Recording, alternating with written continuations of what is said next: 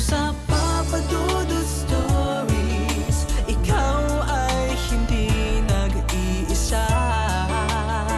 Maraming kwento ang maririnig natin sa lugar na hindi tayo pamilyar.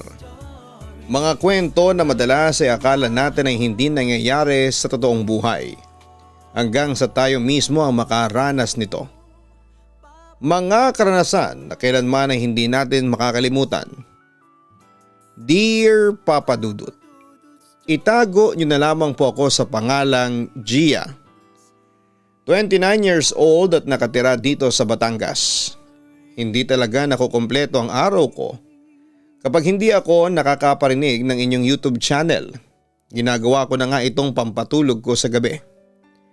Talagang bago matapos ang araw ko ay kailangan na nakapakinig ako ng sulat na inyong binabasa at parte na kayo halos ng araw-araw na buhay ko. Kaya naman eto at naisipan kong gumawa din ng sarili kong sulat para makapagbahagi ng kwento sa inyong YouTube channel. Simple lang ang buhay namin noon pero masaya kami, Papa Dudut. Jeepney driver si tatay, si nanay naman ay nasa bahay lang at dalawa lamang kami na magkapatid ni Abby. Ang sarap ng ulam ngayon na, wika ni tatay habang magkasama kami sa hapagkainan para pagsaluhan ng hapunang inihain ni nanay. O nga po nay, ang bango po ng niluto ninyong ginisang itlog at ampalaya. Wika naman ni Abby. Tapos may partner pa na piniritong tuyo. Sabi ko naman. Kayo talaga kung ano-ano na naman yung mga pambobolang sinasabi ninyo sa akin. Pagtawa pa ni nanay. Kahit ano naman kasing luto mo mahal, masarap talaga. Wika pa ni tatay. Tama po tatay. Ano man ang ihain sa inyo sa lamesa, siguradong mabubusog kami. Wika ko. Ikaw talaga Gia, manang-mana ka sa tatay mo. Pagtawa pa ni nanay. Basta ako nay, sa inyo po ako nagmana ng ganda ko. Ang sabi naman ni Abby na sinundan ng malakas na tawanan sa kusina ng bahay. Kumusta naman ang pag-aaral ninyo? Tanong ni tatay. Nasa second year high school si Abby at third year naman ako. Okay naman po tay, pareho po kaming nasa top 10 ni Abby. Tugon ko. Tama si Ate Gia, pareho po naming pinagbubuti ang pag-aaral namin. Ang sabi naman ni Abby. Mabuti naman kung ganon, wika ni tatay. Mabait yung mga anak natin, mahal. Lahat ng billing ko sa kanila, palagi nilang sinusunod. Hindi sila nagbibigay ng sakit ng ulo sa akin. Wika pa ni nanay. Ayaw kasi namin na mahirapan kayo ni tatay, nay. Kaya nga po ako ang tumutulong kapag nakikita ko na nahihirapan si Abby sa mga subject niya. Tinutulungan ko po siya na mag-review para makakuha kami ng mataas na score sa mga exam namin. Wika ko. Ang swerte ko talaga na may Ate Gia ako na matalino. Singit pa ni Abby. Hindi ako matalino. Matyaga lang din ako mag-aral kagaya mo, Abby. Wika ko. Pero maswerte kami na kayo ang mga anak namin at hindi kami binigyan ng sakit ng ulo, sabi pa ni nanay. Maswerte rin po kami na kayo ang magulang namin na hindi kami pinapabayaan, ang sabi ko. Basta palagi ninyong tatandaan na ang pag-aaral na ginagawa ninyo ay hindi para sa amin ang nanay ninyo. Para yan sa mga sarili at kinabukasan ninyo. Ayaw namin na mahirapan kayo sa hinaharap, kaya gusto namin na maaga ninyong matutunan ang magsumikap sa pag-aaral. Para kahit wala na kami ng nanay ninyo, matututo na kayong tumayo sa sarili ninyong mga paa. Wika pa ni tatay. Huwag po kayong mag-alala tay, gagawin namin ang lahat ni Abby, ang lahat para makatapos kami sa pag-aaral at maibalik namin lahat ng naging sakripisyo ninyo. Kami naman po ang babawi sa inyo, wika ko. Wala kayong dapat na ibawi sa amin dahil responsibilidad namin kayo ng tatay ninyo. Mga anak namin kayo kaya dapat lang na gawin namin ang bagay na ito. Ang buhayin at pagsumikapan ng pag-aaral ninyo. Wika naman ni nanay. Kagaya ng sabi ko kanina, Simple lang ang buhay namin, Papa Dudut. Simple dahil hindi kami sinanay ni nanay at tatay ng kahit na anong luho. Pero masaya kami. Totoong masaya kami dahil noon pa lang na-realize ko na hindi naman talaga namin kailangan, Papa Dudut, ng gaanong material na bagay o luho sa buhay namin. Ayos nang magkakasama kaming pamilya at walang kahit na anong problema na iniisip o kinakaharap. Pero isang malaking pagsubok ang dumating noon sa buhay namin. Nang ma-stroke si tatay at ilang araw siyang namalagi sa ospital. Kailan daw ba ako pwedeng lumabas ng ospital? Tanong ni tatay. May mga test pa na kailangan gawin sa iyo, mahal, ang sabi ni nanay. Pero mataas na masyado ang babayaran natin dito. Saan pa tayo kukuha ng pera? Nag-aalalang tanong ni tatay. Huwag mo munang isipin nyo, ng mahalaga ngayon ay magpalakas ka para makauwi na rin tayo sa bahay, wika ni nanay. Nasaan pala si Abby? Muli pang tanong niya. Nasa bahay po, tay. Mamaya po siya naman ang nandito kapag ako naman po ang nasa bahay, tugon ko. May exam kasi mga bata kaya kailangan nilang mag-aral, wika ni nanay. Pasensya na po kayo at naaabala ko pa kayo. Malungkot na sabi ni tatay. Mahal, huwag mo sabihin yan kasi hindi ka abala sa amin ng mga bata, wika ni nanay. Tama po si nanay. Kaya naman po namin ni Abby ang mag-aral kahit nagbabantay dito sa ospital. Kaya wag po kayong mag-alala para sa amin, ang sabi ko naman. Nahihiya ako kasi dapat ako ang nagbibigay ng pangangailangan ninyo. Pero eto ako ngayon at nagiging pabigat sa inyo. Wika ni tatay na medyo naluluha na. Pasensya na talaga kayo ha, dugtong pa niya. Mahal, huwag ka mag-isip ng ganyan. Kagaya ng sabi ko ay magpalakas ka para makalabas ka na rito sa ospital. Pagsubok lang ito sa atin at malalampasan natin to. Huwag ka nang malungkot, wika ni nanay. Basta tayo ha, paglabas niyo po, nasa top 5 na kami ni Abby. Alam namin kasi na mas matutuwa kayo doon, wika ko. Basta alam ko at nakikita ko na pinagbubuti ninyo ang pag-aaral ninyo ay sapat na yun sa akin, Gia. Wala na kayong dapat pang patunayan. Pero salamat sa inyo ng kapatid at nanay mo, ang sabi pa ni tatay. Papa Dudut, doon nagsimula na maramdaman kong mahirap pala talaga ang buhay. Dahil sa pagkaka-ospital ni tatay ay naging patong-patong ang utang namin. Nang dahil din sa pagkaka-stroke ni tatay ay nagsimula na siyang mahirapan na makalakad, kaya naman hindi na siya nakakapag-drive pa ng jeep. Dahil sa mga naging utang namin ay napilitan kami na ibenta na ang jeep ni tatay. Nagsimula na rin si nanay na tumanggap ng mga labada para may pandagdag kami sa mga panggastos namin. Tay, eto na po ang pagkain ninyo, wika ko nang madalhan ko si tatay ng pagkain sa kwarto nila ni nanay. Hirap na siyang makabangon kaya madalas na doon na lamang siya kumakain. Dinadalahan na lamang namin ang pagkain at inaalalayan naming bumangon mula sa kama. Dapat ay hindi mo na ako dinalhan ng pagkain dito. Hindi pa naman kasi ako nagugutom, wika ni tatay. Kailangan niyo pong kumain kasi may mga gamot pa kayo na kailangang inumin, wika ko. Doon ko na siya sinimula na pakainin hanggang sa makainom siya ng gamot niya. Nakapag-aral ka na ba? Tanong ni tatay. Tumango naman ako habang inaayos sa tray ang pinagkainan niya. Anak, pasensya ka na kay tatay ha kung nagiging pabigat ako sa inyo ngayon, wika niya. Tumingin ako sa kanya at nakita ko na nasa may labas ng bintana ang mga tingin niya. Hindi siya makatingin ng diretso sa akin para maitago ang naluluhan niyang mga mata. Tay, hindi po kayo pabigat sa amin ni nanay. Parte po kayo ng pamilya na ito kaya aalagaan po namin kayo, tugon ko. Ako dapat ang nag-aalaga sa inyo at hindi baliktad na ganito.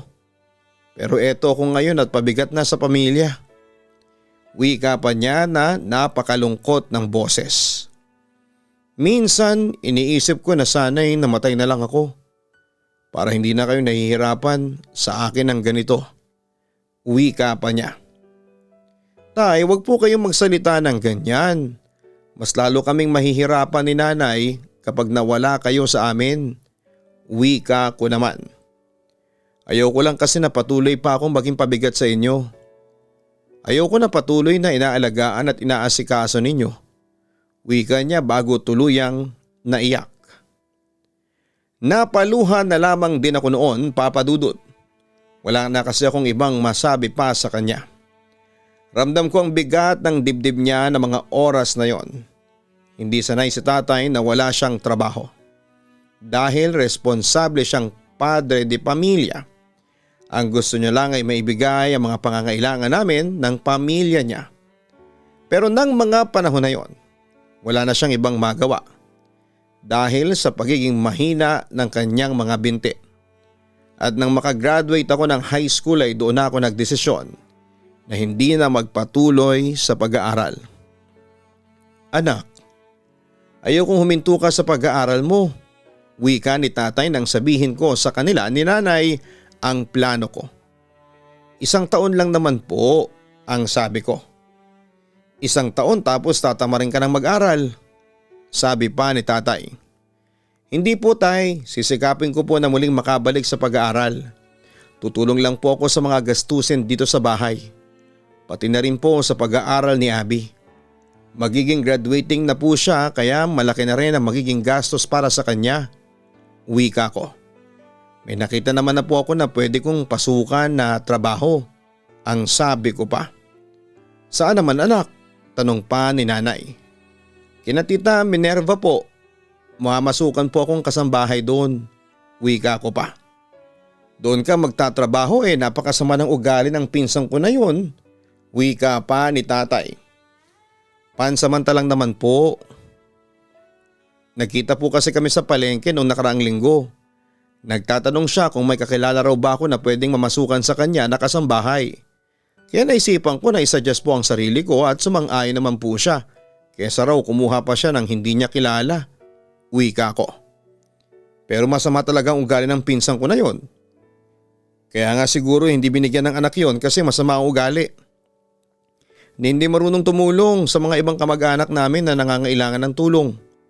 Porket nakakaangat sa buhay. Akala na niya kung sino siya. Huwag ka nang tumuloy magtrabaho doon, Gia. Dagdag pa ni tatay. Sayang naman po yun, tay. Ang sabi rin po kasi ni Tita Minerva, dadagdagan niya raw po ang rate ko sa trabaho kapag pumayag ako dahil kamag-anak niya tayo. Wika ko. Magsasalita pa sana si tatay pero si nanay na ang muling sumingit para kumbinsin si tatay na payagan na ako na magtrabaho kina Tita Minerva. Hayaan na natin siya, tay. Nangako naman si Gia na babalik siya sa pag-aaral pagkatapos ng pagtatrabaho niya. Wika ni nanay. Paano kung di na siya bumalik pa sa pag-aaral niya? Tanong ni tatay. Gagawin ko po yun, tay. Huwag po kayong mag-alala. Tutupad po ako sa pangako ko sa inyo. Tugon ko naman. Sa kabila ng pagtutol ni tatay na magtrabaho ako at hindi na tumuloy sa pag-aaral ko ay pumayag na rin siya kasi wala na siyang ibang magagawa pa. Kesa pare-pareho kaming mahirapan ay hinayaan na lamang niya ako sa plano kong gawin. Papadudod stay in ako sa bahay ni Tita Minerva. Malaki ang bahay niya na may 2 palapag at 5 kwarto. Doon niya ako pinatulog sa bahay na may first floor. At alam ko na yon ang pinakamaliit na kwarto sa lahat. Ayos lang kasi ang mahalaga naman ay komportable pa rin ako. Hindi hamak naman kasi na mas malaki ang kwarto na yon kesa sa kwarto namin ng kapatid kong si Abby. Ano ba naman tong niluto mong adobo? Napakaalat. Inis na sabi ni Tita Minerva nang matikman niyang niluto ko para sa hapunan. Naku tita, napaalat po ba? Wika ko. Ay hindi, kakasabi ko lang, hindi ba? Ano naman bang inatupag mo at parang wala ka sa sarili mo? Ang sabi pa niya. Wala naman po tita. Sakto naman po ang lasa ng adobo na niluto ko kanina. Hindi ko alam kung bakit biglang umalat ngayon. Ang sabi ko pa. Ang sabihin mo tatanga-tanga ka lang talagang magluto. Pasalamat ka nga at kinuha pa kita na kasambahay at tagaluto dito sa bahay ko. Kahit na mukha ka namang walang pakinabang. Kung hindi lang talaga ako naaawa sa tatay mo, hindi kita kukunin. Kaya ayusin mo ang pagtatrabaho mo dito sa bahay ko. Bulayaw pa niya. Matalas ang bibig ni Tita Minerva, Papa Dudut. Madalas siyang magmura at magbitaw ng mga masasakit na salita. Solong anak lamang siya ng mga magulang niya at pinsang buo ni Papa. Sa mga family gathering, si Tita Minerva ang madalas na hindi ko nakikita na nagpupunta. Pero hindi na sa kabilang baryo lamang siya. Nakilala ko siya noong bata pa lamang ako nang makasabay namin ni nanay sa pamamalengke. Palaging kwento ni tatay na may kaya sa buhay si Tita Minerva. Maaga kasi itong nabiyuda at lahat ng negosyo ng asawa ay naiwan sa kanya. Ayun nga lang hindi sila nagkaroon ng anak ng asawa niya. Ang sabi pa ni tatay kaya hindi pumupunta si Tita Minerva sa mga family gathering kasi hindi naman daw ito invited. Masama raw kasi ang ugali nito kaya ayaw imbitahan ang kanilang mga kamag-anak. Akala ko ay chismis lamang yon. Talaga kasing ang ganon mag-usap ang mga matatanda, hindi ba? Pero mula nang tumira ako sa bahay ni Tita Minerva, doon ko napatunayan na totoo ang sinasabi ni na tatay.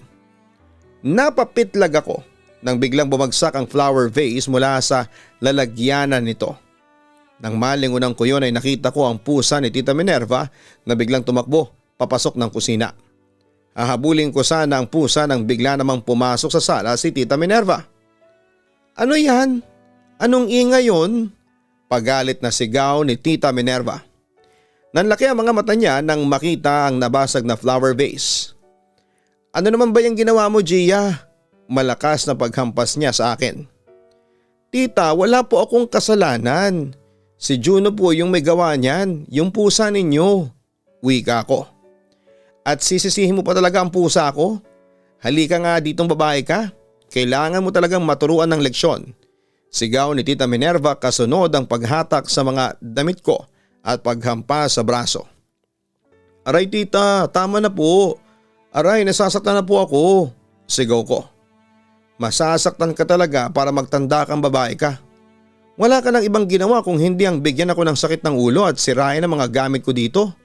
Sigaw pa ni Tita Minerva na sinabayan pa ng marahas na paghablot ng buhok ko. Tita, hindi naman po talaga ako ang may kasalanan. Pag-iyak ko. At talagang magdadahilan ka pa ha? Malakas niya akong tinulak sa may sahig at nahawakan ng isang kamay ko ang bubog ng nabasag na vase. Dumugo yun at doon lamang huminto si Tita Minerva sa pananakit sa akin. Inisin mo na yung kalat na yan kung ayaw mong buong mukha mo ang ingudgud ko sa mga bubog na yan. Wika pa niya bago naglakad patalikod mula sa akin. Papa Dudut, hirap man akong kumilos dahil sa sugatan ko at duguang mga kamay. Tumayo pa rin ako at nilinis ang kalat sa tiles ng sahig. Ang kalat ng dugo ko at nabasag na flower vase. Hindi ko na inalinta na ang sugat ko at mas inuna ko ang paglilinis sa sahig. Hindi yun ang una at huling beses na nasaktan ako ni Tita Minerva. Bukod sa matalas siyang magsalita ay mabigat din ang kanyang kamay, lalo na kapag nagagalit siya.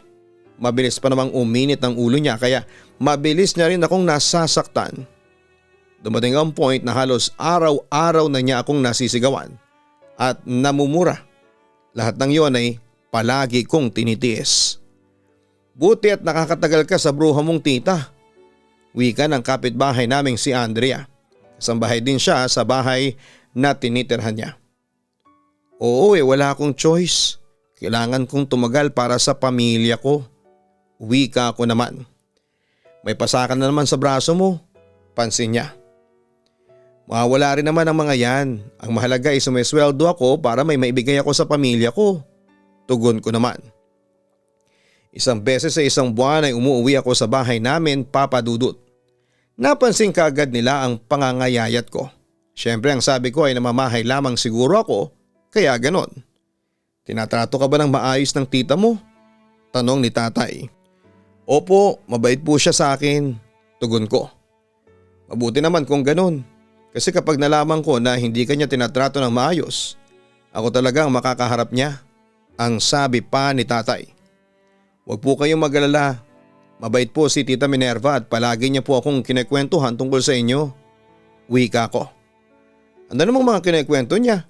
Hindi naman siya malapit sa amin ng mga pinsan niya. Tanong ni tatay. Ano po basta yung tungkol po sa mga kabataan ninyo? Nay, kain na po tayo.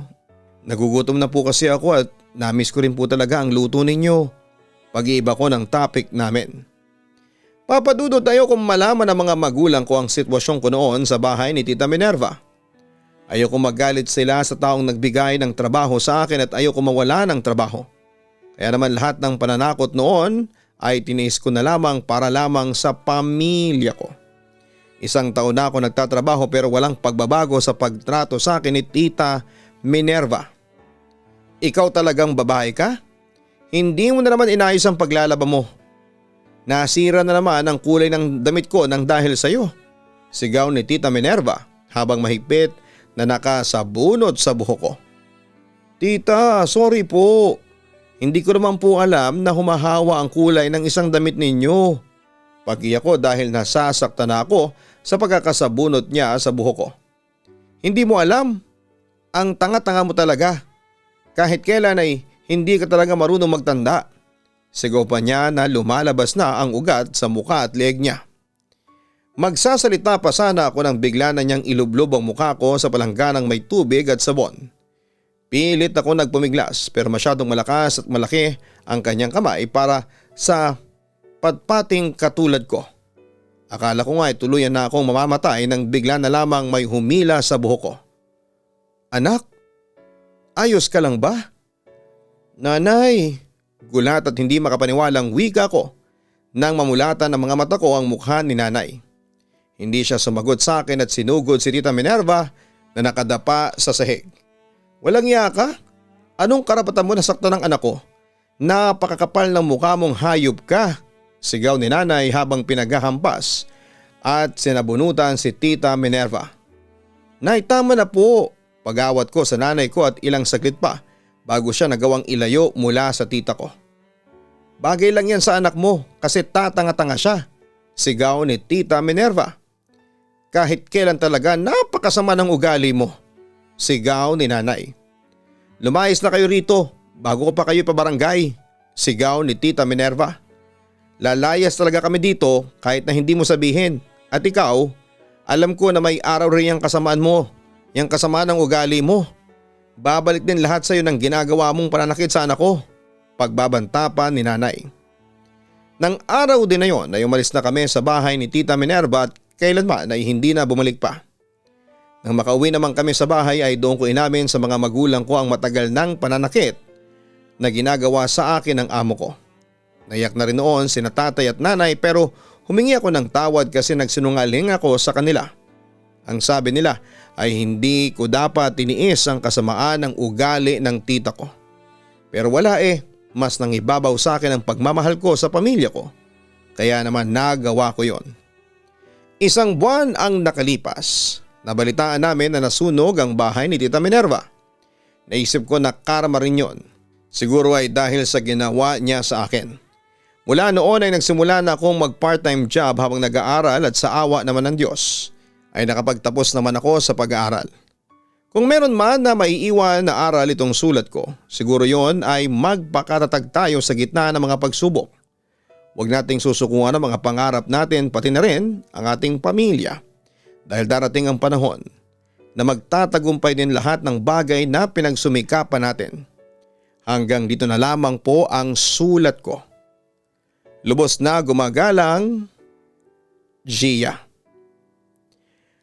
Mga kaistorya, hindi naman natin alam kung ano ang pinagdadaanan ng isang tao. Kaya hanggat maaari piliin sana natin ang maging mabuti sa ating kapwa. Dahil pwedeng daan yon para lalo silang maging matatag sa kanilang buhay. Nasa isang mundo man tayo, magkakaiba pa rin ang pag-ikot nito para sa bawat isa sa atin. At kagaya nga ng sinabi ng ating letter sender na si Gia ay patuloy lamang tayo na maging matatag sa lahat ng mga pagsubok na darating sa buhay natin. Huwag kalimutan na mag-like, share, and subscribe. Hanapin po ang kaistorya YouTube channel at Papa Dudut Family YouTube channel. Aasahan ko po na kayo po ay susuporta tulad ng pagsuporta ninyo sa Papa Dudut YouTube channel. Maraming salamat po sa inyong lahat. Ang buhay ay mahiwaga, laging may lungkot at saya. Sa Papa Dudut Stories, laging may karamay ka.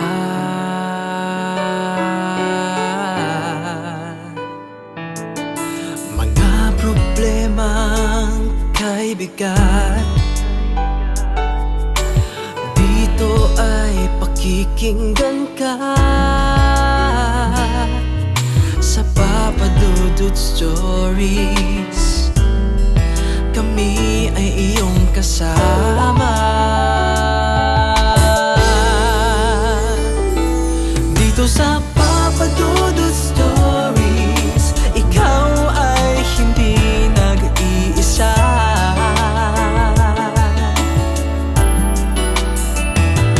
Dito sa Papa Dudut Stories, may nagmamahal sa'yo.